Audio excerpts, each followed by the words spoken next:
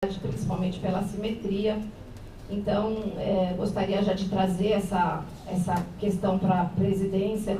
Gostaria de dizer que, claro, que a presidência é muito bom tê-lo aqui nesse momento, porque tem acompanhado as nossas discussões. Nós começamos lá com o parecer do Per Paulo, né, falando da nossa autonomia, da autoaplicabilidade da emenda 80, e fomos avançando à medida que os assuntos iam aparecendo. A gente percebe que, na questão política, a gente dorme de um jeito e acorda de outro com uma novidade. De maneira que, à medida que os assuntos vão aparecendo, a ANADEP vai enfrentando isso. Protocolizaremos a semana que vem o pedido nos mesmos moldes do que foi decidido pela DPU e acho que teremos a oportunidade de fazer esse debate.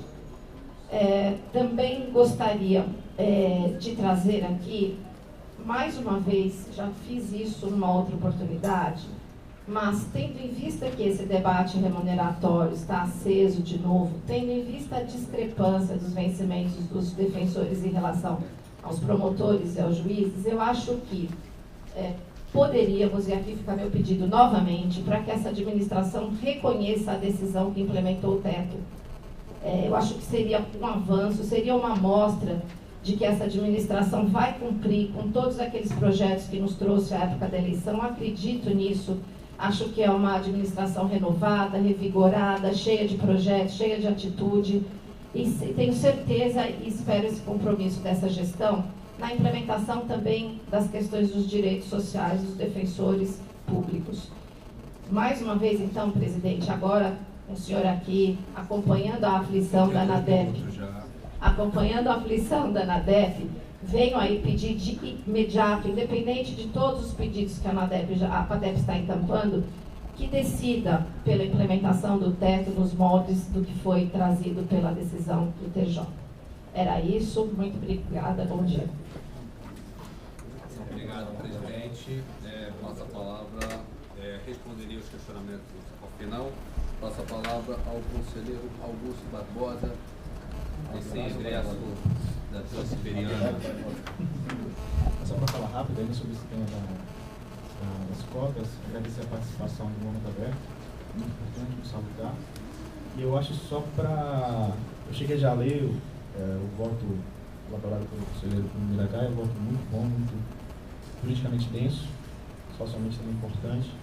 Mas eu acho, Eduardo, que é um momento histórico também, que a defensoria está passando e que está num momento histórico também nacional, e a gente tem que aproveitar esse momento para voltar isso quanto antes. É um tema que, claro, todos os conselheiros vão ter que estudar um pouco mais, mas já está sendo proposto pelo relator que pediu vista para ser tratado de volta na semana que vem. A sociedade civil está engajada através da ouvidoria e de outros setores que estão participando. Eu acho que a gente pode sim discutir, pode até, se for o caso, separar a sessão para discutir isso. Porque é um tema relevante, existem outros temas relevantes no Conselho que existem, mas esse é bastante relevante também, e ele precisa ser tocado o quanto antes. Para a questão do concurso, é um momento histórico, é um momento importante, a Defensoria Pública precisa se fazer diferente do sistema de justiça, e essa é mais uma matéria que vai permitir que a gente possa ser diferente e mostrar que estamos num outro sentido, diferente do Ministério Público ou do Poder Judiciário. Então a gente não pode deixar postergar isso por mais 6 meses ou 1 ano, por 8º concurso, ou por 9º concurso. Eu nem sugeri isso. Não, só para terminar. É só porque eu acho que é um momento histórico muito importante. Eu acho que já temos, cada conselheiro já tem um conhecimento jurídico sobre a matéria, que pode ser aprimorado, claro, mas eu acho que na semana que vem a gente já está maduro para discutir não só a capacidade do Conselho de debater sobre esse tema e poder aprovar uma deliberação, no caso, a alteração da deliberação ou não, mas também aprovar as cotas e a sua formatação no próximo concurso. Eu acho que é um tema importante, não precisamos postergar muito mais do que já foi postergado. Só para esclarecer, em nenhum momento eu quis dizer que isso obstaculiza ou paralisa. Eu nem sabia da programação que a presidência tinha em programação do concurso. E eu só falei, olha, isso me preocupa só, no primeiro momento, a fala do presidente ficou um pouco obscura para mim. Então, olha, vou tentar segurar o concurso até a aprovação disso. Eu falei, então aí se for assim, eu acho que fica perigoso. Mas já que o presidente disse que há tempo razoável para isso, então, na verdade, vamos ao debate. Eu não acho que... Até porque a administração está se preparando tudo para poder fazer um expediente. Então, na minha concepção, o conselho quis correr para o concurso.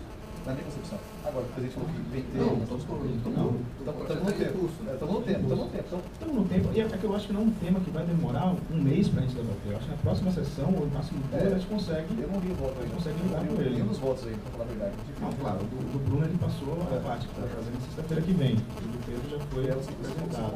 Eu não posso confundir e falar assim, você não viu o voto. Não fala isso. Não, eu acho que a gente tem uma semana para estudar. A sociedade civil, através do Conecta, vai trazer mais elementos jurídicos para isso para a gente. Mas eu acho que é um tema que não precisa ser tão. Acho que ele é complexo, é importante, mas acho que não é tão difícil assim para que a gente postergue ele, o tema, que vai afetar o concurso. Só queria criar um cronômetro entre o concurso e a votação. Porque para mim, pelo que a minha ideia era, o concurso vai sair já. Então, se o concurso sair já, nós temos que voltar de afogadinho. Essa aqui era o papo inicial. O presidente falou que ainda está em tempo, que nós estamos contratando empresa. Eu acho que ele falou isso também. Então, não, ele falou que na verdade, não, fala inicial foi essa. Está no curso normal. Tá no curso falei que não estamos nem afogados. Nós estamos muito interessados em realizar o concurso, já viu, mas tem um prazo natural, normal, e esse prazo ele se adequa ao debate aqui. Vamos deixar para a semana que vem para aprofundar, mas eu acho que é um tema que já pode ser de fato debatido e, se possível, decidido no Conselho. Obrigado, conselheiro Augusto. Passa a palavra ao conselheiro Horácio. Senhor presidente, excelentíssimos conselheiros, senhoras e senhores presentes, só para colocar uma posição pessoal minha, eu acredito que a questão da maturação para votar depende de cada conselheiro, e eu acho que o conselheiro ele não tem que ser impelido a decidir algo se ele ainda não estiver favorável.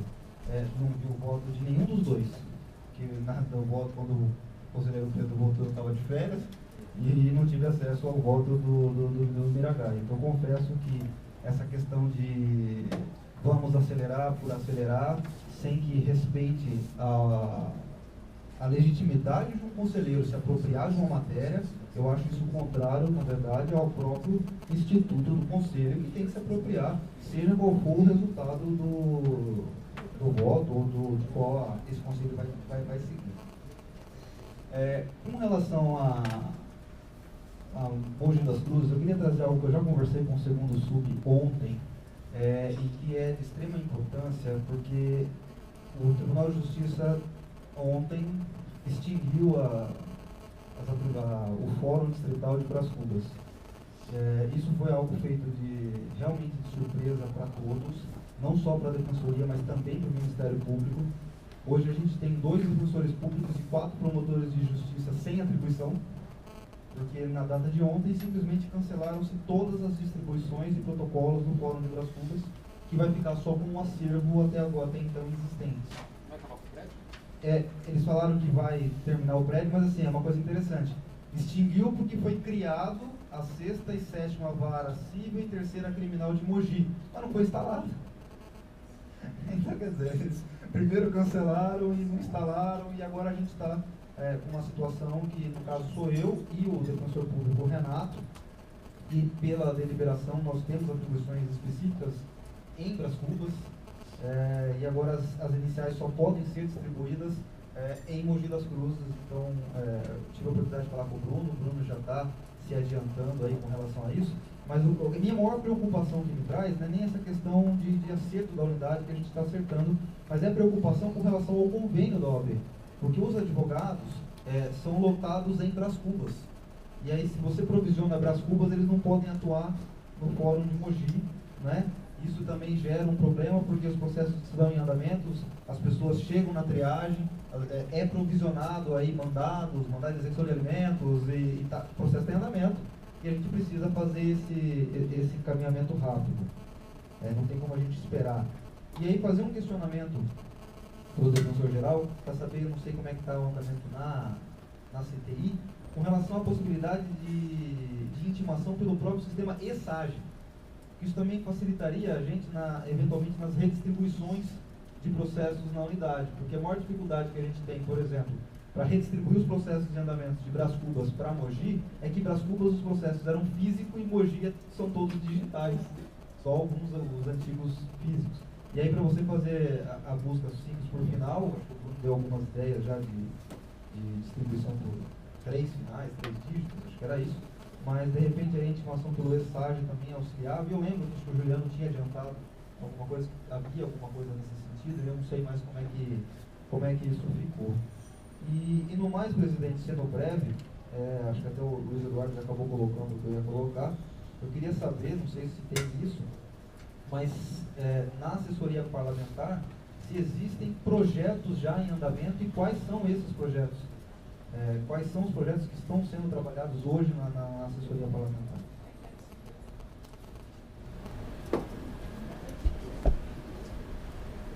Obrigado, conselheiro Horácio. Conselheiro Alexandre Horácio.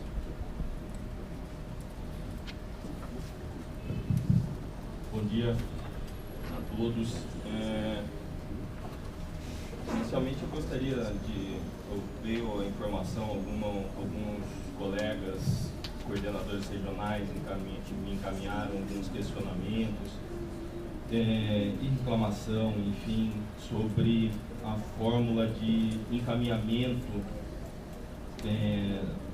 do DAT, né, em relação à política de atendimento aos presos provisórios aqui da capital de pessoas presas aqui na capital e cujos processos estejam em cidades onde não possui, a Defensoria Pública não atua, o que está trazendo uma situação muito difícil para o encaminhamento aos advogados dativos, aqueles réus que estejam sendo defendidos por dativos e trazendo um grande complicador para as coordenações regionais, para os coordenadores regionais. Eu só estou trazendo para a gente analisar, porque todos sabemos que as coordenações regionais hoje são um fardo, e efetivamente são um fardo. Eu acho que a maioria das regionais tem problemas para escolher os seus coordenadores. A segunda e a terceira defensorias provavelmente têm a noção exata disso, e mais esse trabalho, da forma como está sendo colocado para os coordenadores, vem trazendo um transtorno muito grande para eles. Pelo menos essa é a informação que eu obtive de alguns colegas que estão exercendo as coordenações regionais.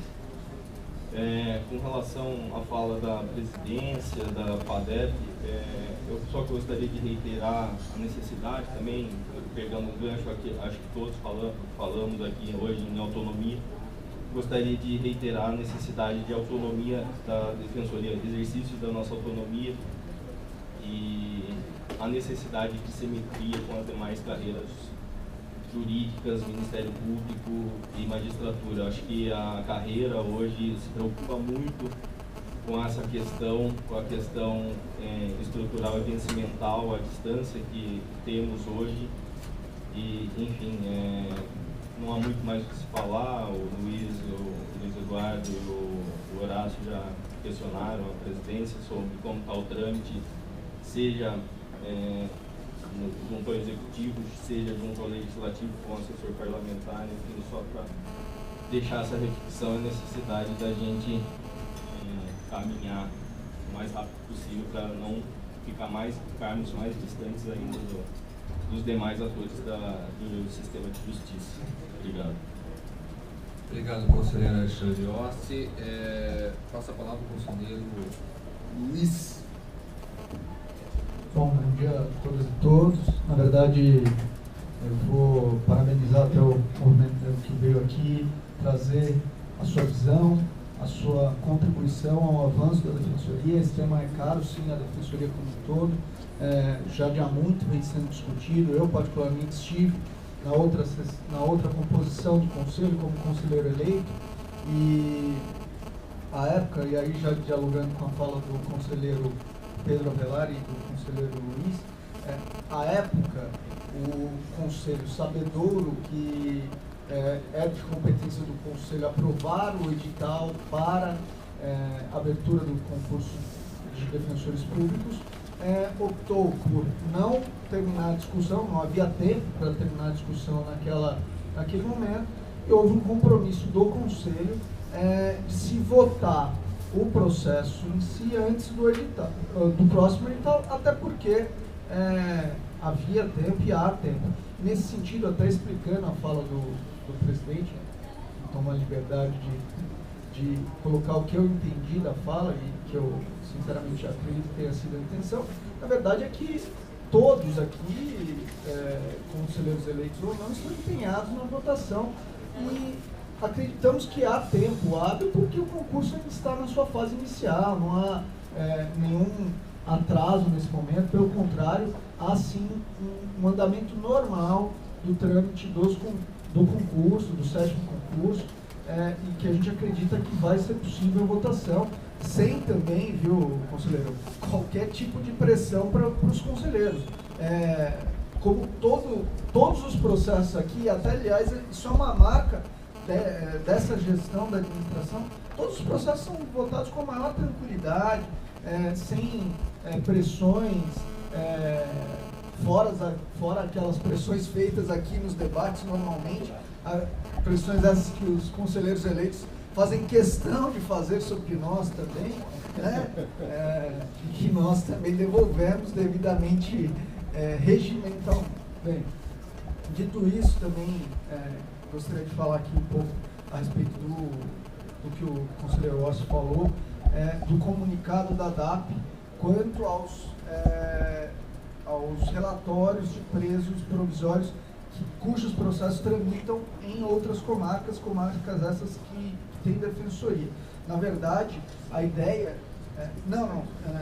tem defensoria porque o coordenador vai receber. A ideia foi justamente municiar os defensores do criminal quanto aos processos de presos provisórios e também, na medida do possível, fornecer essa informação que já é coletada a benefício dos nossos usuários, porque ainda que prestemos o serviço de assistência jurídica assistência jurídica integral por meio de uma entidade suplementar, no caso a OAB, não deixam de ser usuários do serviço da Defensoria Pública. A parte mesmo que é a questão da minha fala, com relação ao encaminhamento dos relatórios aos defensores naturais, defensores públicos naturais, não vejo qualquer problema, muito embora a deliberação falasse que a DAP faria isso diretamente, mas enfim, para mim eu acho que a questão maior é dos próprios presos provisórios, que a gente sabe, infelizmente, vai ser a maior parte dos relatórios, não dos defensores, aqueles que são defensores. Mas com relação aos demais presos que não são atendidos diretamente pela Defensoria, a intenção era disponibilizar para os advogados que nós nomeamos. Não é advogados, por exemplo, que são nomeados pela OAB em outras comarcas que a gente não tem ciência de quem são os advogados, não teríamos como encaminhar. Agora, aqueles advogados que nós controlamos a nomeação e que nós sabemos, porque nós que fazemos a nomeação, quem são, aí fazer um trabalho administrativo, passar isso para o diretor técnico, para os oficiais, entrar em contato e falar, olha, tem disponível aqui material que vai colaborar na defesa do réu para o qual o doutor foi nomeado para fazer a defesa. Foi nesse sentido. Por óbvio que a gente sabe que isso gera uma dificuldade, um maior trabalho administrativo no trâmite desses documentos, mas a gente vê isso como de extrema relevância e estamos dispostos, eu, enquanto terceiro sub, e que sei que as unidades da Defensoria estão sobrecarregadas do ponto de vista administrativo, vou fazer tudo para colaborar e me disponho aqui a entrar em contato com aqueles que tiverem maior dificuldade para tentar viabilizar uma melhora nesse fluxo administrativo, justamente para que consigamos atingir o fim da deliberação e o fim primeiro da Defensoria, que é prestar um serviço de assistência jurídica de qualidade, mas de forma tranquila, de forma sempre paulatina e caminhando para uma melhora nos serviços administrativos. Dito isso, eu vou passar a palavra logo para o presidente. Eu só queria informar que nessa terça-feira eu estive presente na unidade de Tupã, que é uma unidade, todos sabemos que tem algumas dificuldades desde o seu nascedouro, porque ainda tem uma sede considerada abaixo das necessidades da defensoria, porque fica numa sala de fórum, são 3 defensores alocados que prestam suas atribuições na comarca de Tupã e de Lins, no que toca à execução de medidas socioeducativas na área da infância e de execução criminal. Mas fui lá primeiro para verificar as condições, dentro daquela lógica de visitas periódicas das SUBs nas unidades. Fiz questão que fosse uma das primeiras, porque sei que é uma das que mais necessita, na verdade, o que eu fui lá também era para dar um informe que o andamento do processo de locação, de estruturação da nova sede, que possibilitará inclusive um aporte de maior de defensores, quadro de funcionários que hoje está previsto para a unidade que eles não têm condições de receber, como assistente social, psicólogo, estagiários, eles têm um quadro enxutíssimo porque não tem espaço. Esse processo de locação está em fase avançada.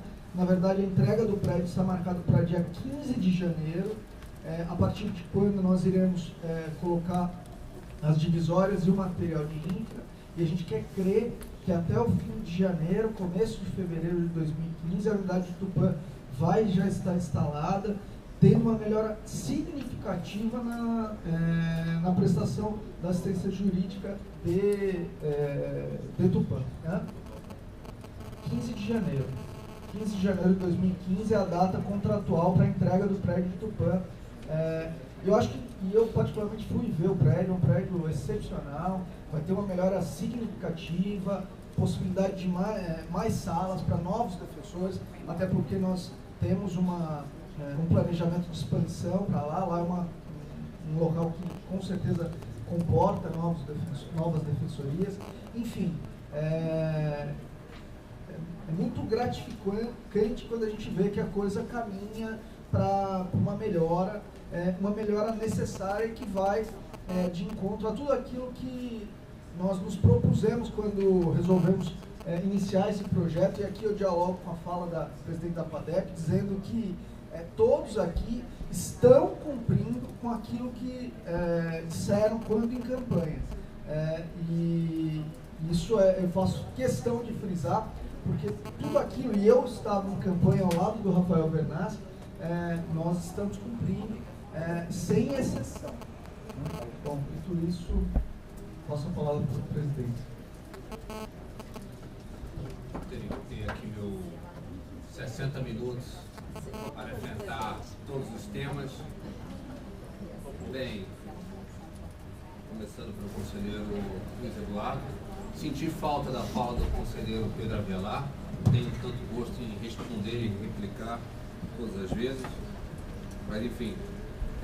O conselheiro Luiz Eduardo questionou sobre o nosso relacionamento com o governo do Estado e a possibilidade de iniciativa de lei, basicamente isso, né? Nosso relacionamento é bom com o governo do Estado.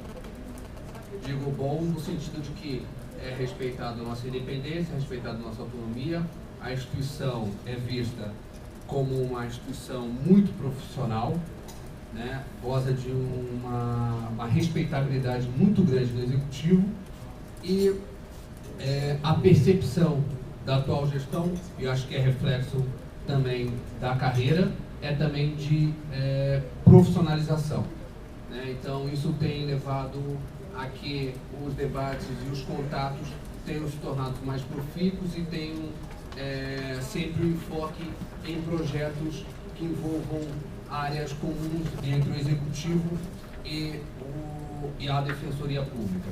Eu acho que uma importante conquista da instituição foi garantir a sua independência, né? Ter a sua independência, ter a sua autonomia, né? Por outro lado, ter essa visão do Executivo de que nessa instituição, na Defensoria Pública, existem profissionais muito capacitados, profissionais com, acho que o nosso recrutamento, né, nossa seleção para a Defensoria Pública, apesar de algumas deficiências, é um processo muito bom, tem sido razoável, E isso tem sido perceptível dentro do governo do Estado, né, por conta da nossa atuação na atuação nos presídios, na atuação em algumas ações espraiadas pelo Estado, nos nossos contatos com a Prefeitura, né. Acho que há uma percepção de uma distinção e de um efeito muito claro e concreto da nossa instituição. Por outro lado, acho que também há uma noção muito clara de que não há uma instrumentalização da instituição, e isso tem facilitado não só com o Executivo, mas com todo o restante do cenário, uma construção de uma respeitabilidade muito grande, né? E isso, claro, conduzido pelo Rafael Bernaschi, que já teve algumas reuniões já com a equipe de governo para tratar sobre a Defensoria Pública. Me parece que a construção, hoje, ela se dá para a efetivação da nossa iniciativa de lei, né? Essa é o enfoque que queremos buscar e que não é um enfoque que passa simplesmente só pelo Executivo.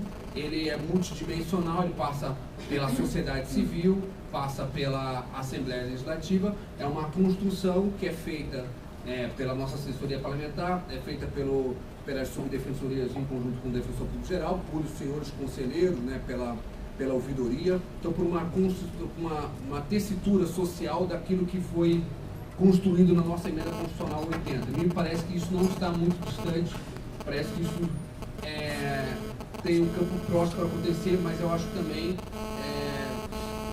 não deve ocorrer de inopido.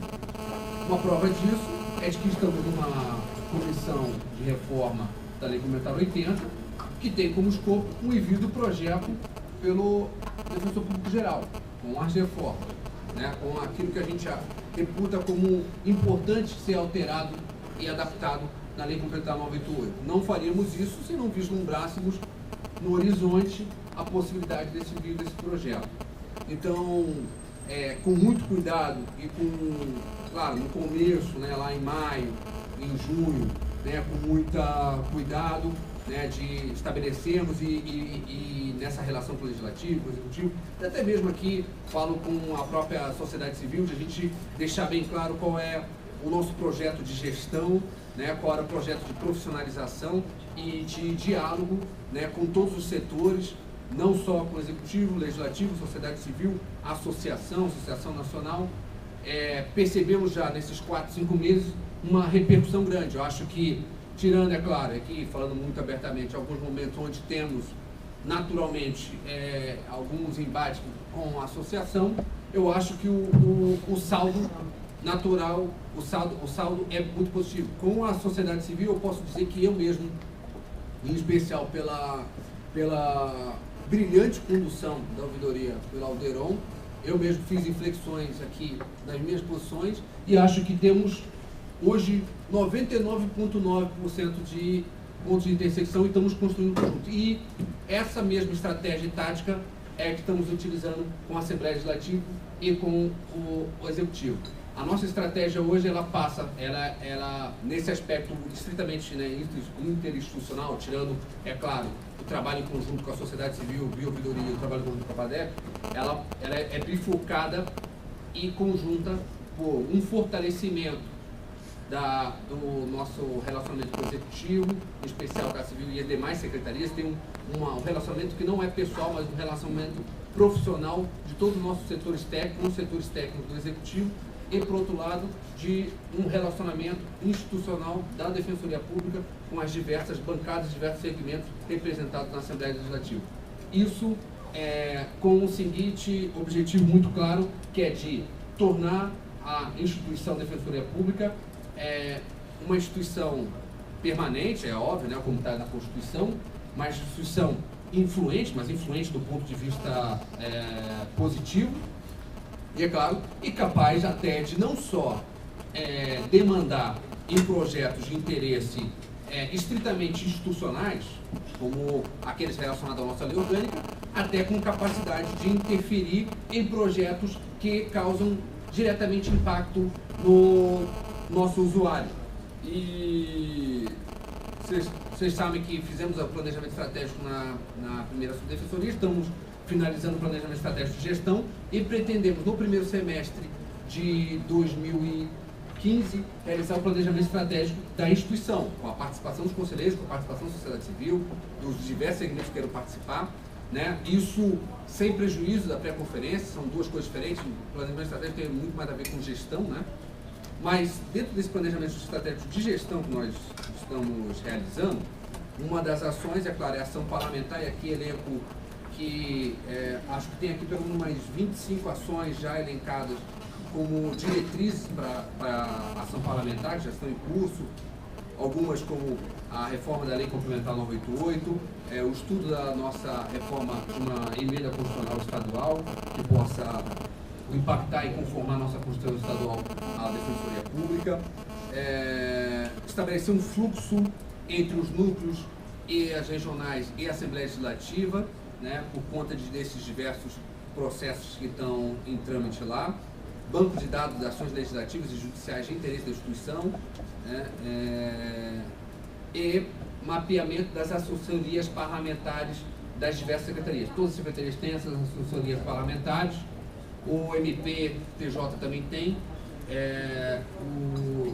o Gandara já está participando de uma reunião que tem toda terça-feira na Assembleia Legislativa com as assessorias parlamentares, então essa proximidade que nunca ocorreu, o professor Não já está participando, discutindo. Lembrando que não podemos apenas ter uma atuação na Assembleia Legislativa quando enviamos um projeto de lei, questão remuneratória e tal. É preciso ter um trabalho permanente com todas as secretarias. Eu acho que isso tem que aqui, a gente até colocou aqui com a cidade de São Paulo, a gente elencar, cidade de São Paulo, Campinas e Guarulhos, acho que as duas maiores, que acho que é Osasco, qual que é a outra? É Sorocaba, que está entre as cinco maiores cidades de São Paulo? Eu acho que a gente tem que elencar essas 5 maiores cidades, ter um relacionamento institucional, porque tem um impacto no nosso usuário e a Defensoria está presente, e é importante a instituição ter um canal direto com esses órgãos de contato. Por meio dessa estratégia, que já tem apresentado repercussão, por exemplo, tivemos reuniões para discutir orçamento, é claro que não é uma discussão fácil, é uma discussão muito difícil, todas as secretarias, todo o governo reclama queda, mas há um espaço para conversar. Vamos discutir, vamos ouvir, vamos debater, quem sabe ano que vem, certo? Podemos, há toda uma construção multidimensional que me parece muito positiva e que até me surpreendeu. Eu que sou sempre aqui um dos mais otimistas aqui da administração, daquilo que a gente esperava no cenário dos 5 meses. E aí, respondendo especificamente, então acho que aí eu respondo que essas alterações que nós estamos pensando, discutindo, é claro que queremos construí-la por meio da nossa iniciativa de lei. Por que queremos construir essa iniciativa de lei? Porque até que seria algo caricato não realizarmos isso agora por iniciativa de lei.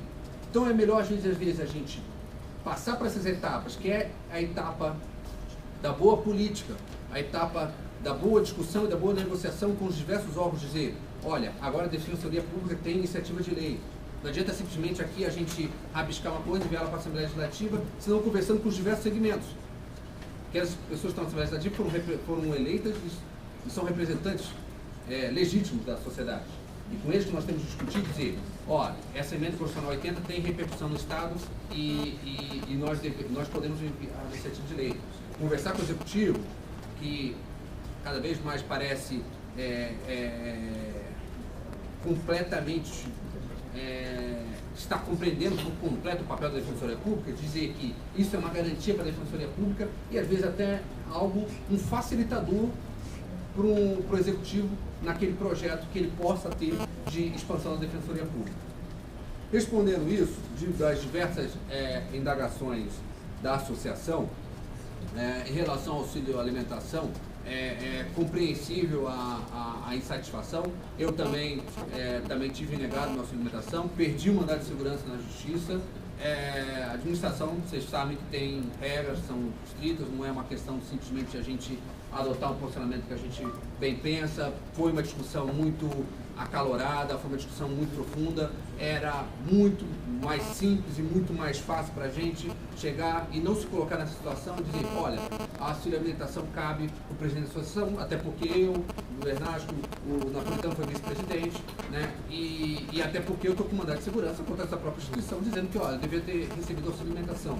Porém, eu acho que todo mundo aqui é operador do direito, todo mundo aqui tem maturidade, eu acho que não é nem correr risco, acho que realmente depois ficamos bastante tempo batendo ali, olhando, realmente chegamos a essa conclusão, não é uma conclusão que eu acho meio satisfatória, eu acho realmente que do ponto de vista legal isso acaba não contemplando parte da atividade suscetível que deve ser prestigiada, mas eu acho que como a administração está adstrita à lei, eu acho que esse foi o caminho correto adotado pela assessoria jurídica.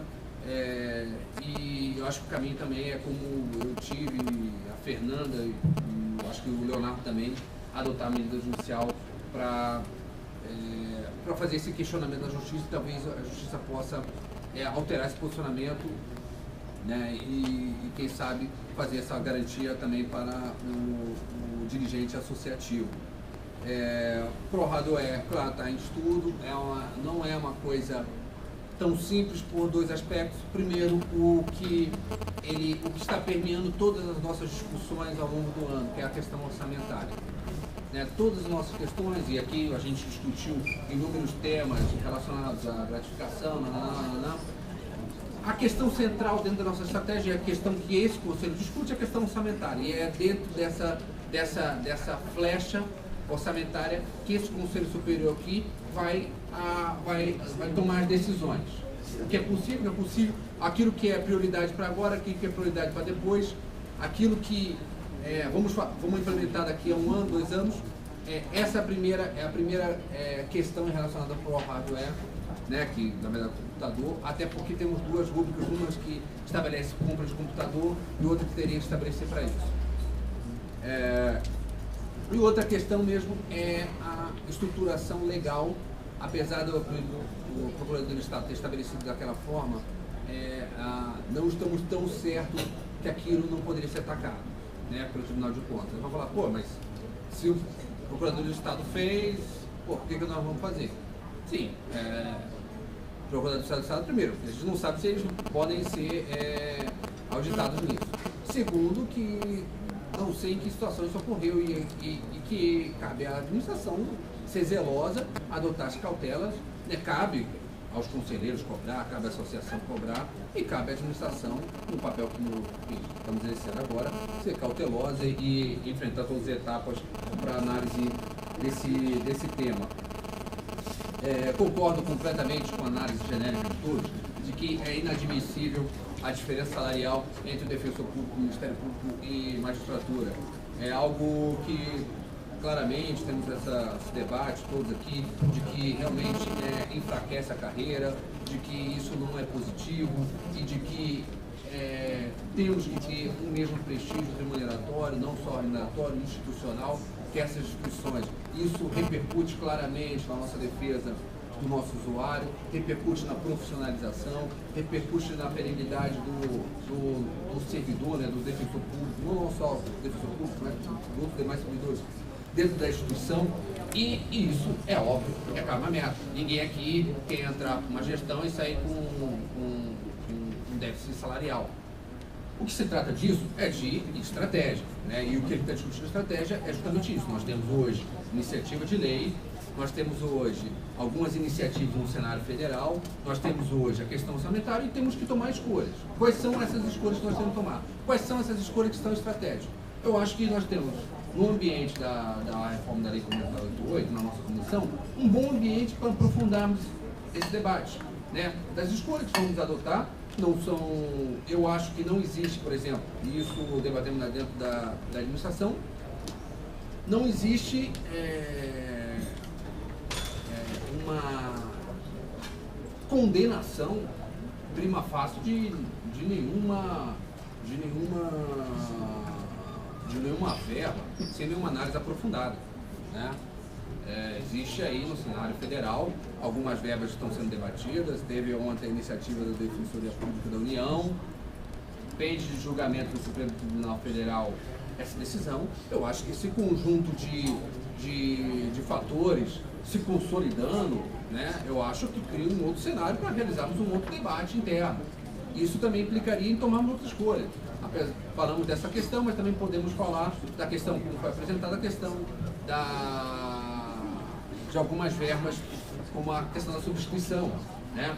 São escolhas que vamos ter que adotar com base, óbvio, num orçamento finito que nós temos e ver o que realmente é estratégico, o que não é estratégico, o que é aquilo que realmente é estritamente legal, o que não é estritamente legal, aquilo que dá segurança, aquilo que atende perfeitamente, aquilo que acomata mais ao caráter remuneratório, né, que é o mais importante, não só do defensor público, quanto dos demais servidores.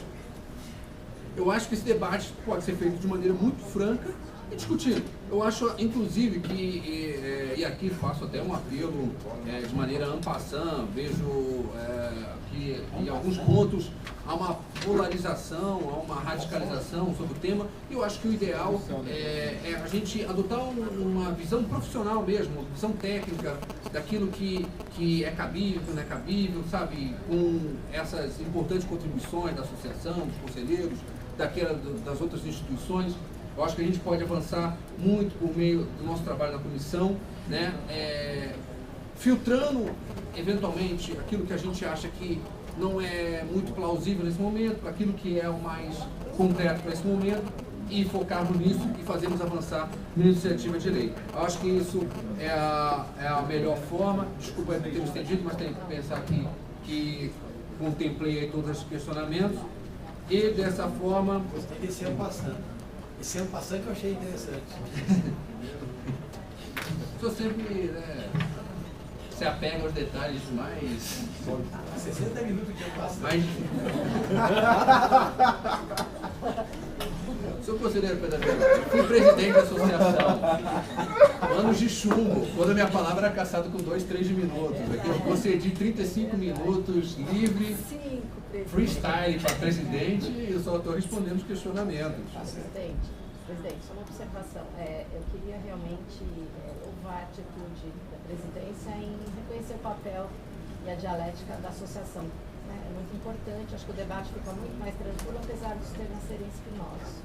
Então, parabéns. Não sei, não estamos desconhecendo que o tema é duro, principalmente para quem está na gestão, mas vamos enfrentar de maneira profissional e técnica e fazendo um debate democrático com os conselheiros e com a Associação dos Defensores e dos Servidores e com a sociedade civil. Passado esse pequeno momento dos conselheiros, de 1h e 30 minutos,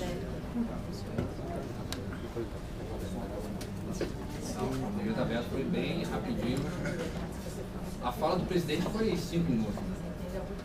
Passo a ordem do dia, perguntando aos senhores, eu sempre me confundo se é inversão, se é urgência, como que é a exceção à fala. As depois as inversões, né? Doutor Pedro, que é sempre um legalista, um apaixonado pelo regimento. Primeiras exceções, depois as inversões. Temos alguma exceção?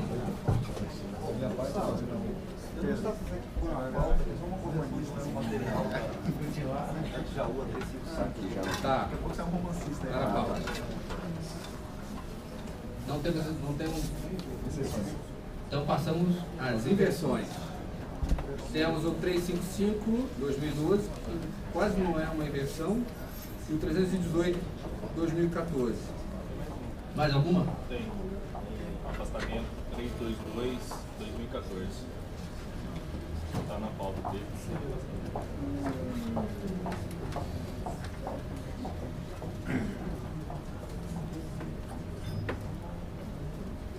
Desde 2014, mais alguma? 293 de 2013. Uma questão de ordem, senhor presidente. É uma questão de ordem. Uma questão de ordem. É simples e rápido. É porque, por conta de eventual mudança de postura administrativa, a gente teria um problema, né? Então, pelo que eu já entendi, no começo da sessão, nós não teremos então sessão no Conselho no dia 31, isso, na sexta-feira. Então, dia 30, não sei, 31. O senhor propõe... Não estou propondo, só queria indagar se ficamos como estamos ou se eventualmente haverá mudança de data, porque eu tenho um problema de compra de passagens e tal, né? Só por isso. Tá. Então, antes de entrar na pauta, essa questão aí de administrativo de pensarmos a sessão do dia 31. Vamos discutir essa questão aí.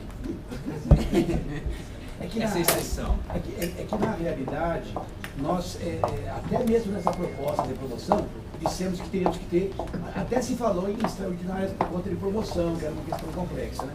Enfim, que já normalmente conturbado por conta disso. Então, nesse sentido, uma sessão a menos é menos que uma sessão a mais, né? É bem menos. Muito bem lembrado, conselheiro. Então, a sua proposta vai ter uma sessão dia 30. Talvez se coloque para suplementar à disposição a data para os demais aí. O conselheiro Pedro encaminha que talvez façamos. Alguém discorda de sessão ser realizada dia 30? Antecipação da sessão. Antecipação da sessão para o dia 30? Todos de acordo? A secretaria deixa anotado aí. Sessão dia 30 de outubro. Então nós teremos dia 23 sessão, dia 30 sessão também. Dia 24 computação, né? Dia 24 é sessão ordinária. 23 sessão ordinária, 24 divulgação. Só para saber só. Bem, CSDP 355/2012, interessada terceira subdefensoria pública geral. Assunto proposta de alteração de deliberação 143, que fixa as atribuições dos setores públicos. Relator, conselheiro Horácio Xavier. Mas você que está com a palavra. Não, com a palavra o conselheiro Horácio Xavier.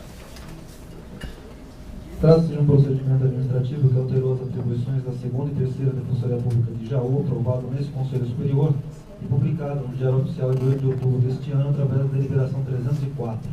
O procedimento, por evidente equívoco da então 3ª Subdefensoria Pública, inverteu-se a atribuição da 2ª e 3ª Defensoria Pública de Jaú. Referido equívoco se mostra como evidente erro material e que nada altera o quanto já decidido nesse Conselho, porquanto não altera o conteúdo da decisão.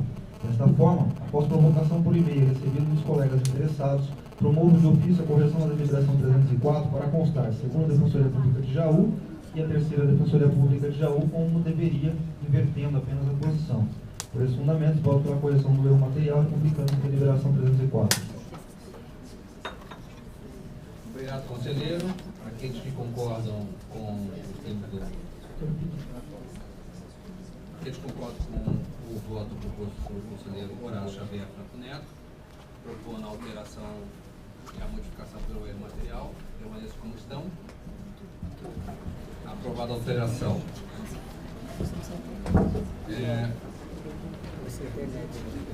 Impedido o conselheiro Luiz Gustavo.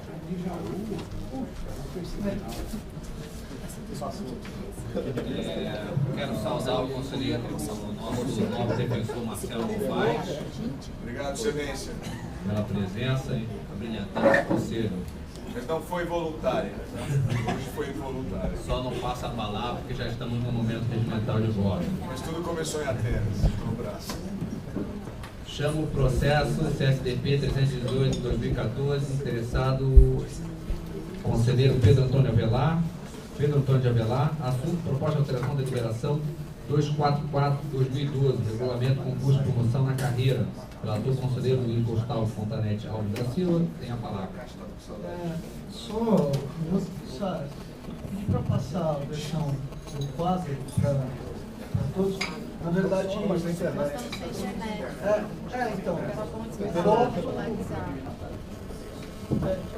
na verdade, Quer que eu chame o 322? Isso que eu ia falar, acho que é até mais pertinente, que essa daqui é pedido de afastamento, a gente já vota, é mais pertinente. Enquanto corrigimos então os problemas técnicos relacionados à nossa banda de internet, chamo o processo, conselheiro Pedro Avelar, peço atenção. Chama o processo. Você está elogiando a administração. Retiro o elogio. Chama o processo 322/2014. Interessado Marco Antônio Barbieri Gonçalves, assunto pedido de afastamento para a participação no 4º Congresso Brasileiro de Psicologia, Ciência e Profissão, no período de 19 a 23 de novembro de 2014, em relação ao conselheiro Alexandre Borges Neto, tem a palavra.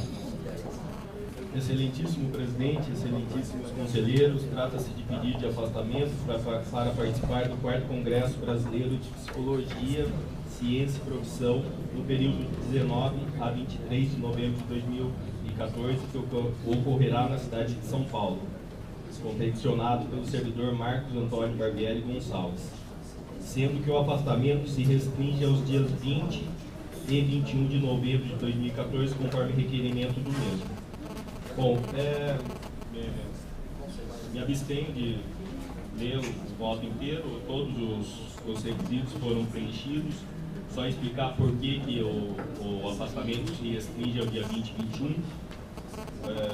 No dia 19, como o próprio interessado colocou no seu requerimento, trata-se apenas de credenciamento, as vitórias, e o mesmo informou que não havia necessidade de afastamento, e os dias 22 e 23 é um sábado e um domingo, então, por óbvio, não há necessidade de afastamento.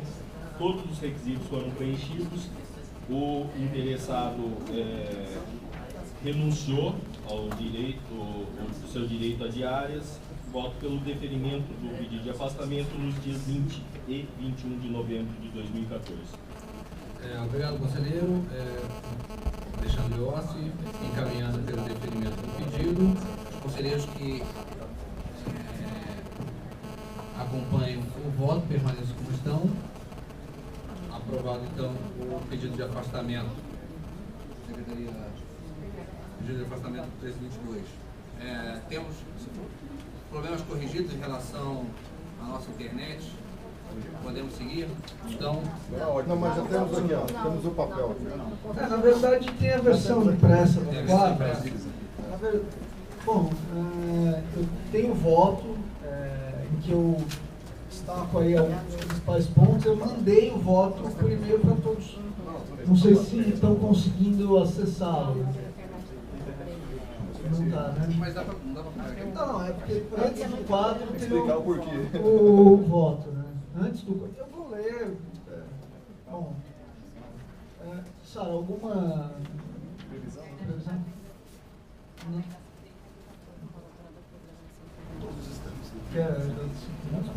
Não. Então vamos lá. Não, porque tem questões que eu acho que resumem todos os debates aqui, né? Porque a gente fez 2 sessões de debate que eu resumi no voto. E aí eu achei bom pôr isso de forma documentada para que não se perdessem os debates e também para que os conselheiros confiram se eu não deixei escapar nada. Porque ser impresso são 10 páginas. A parte fora o minuto, são 10 páginas. Podemos fazer o seguinte: a secretaria faz a impressão e eu chamo o estágio probatório. Pode ser. Vamos lá. Sara, você imprime o voto dos conselheiros? 100 minutos, tá? Todo mundo tem estágio probatório? Acho que voltou. Estágio probatório 050, Gustavo Pique.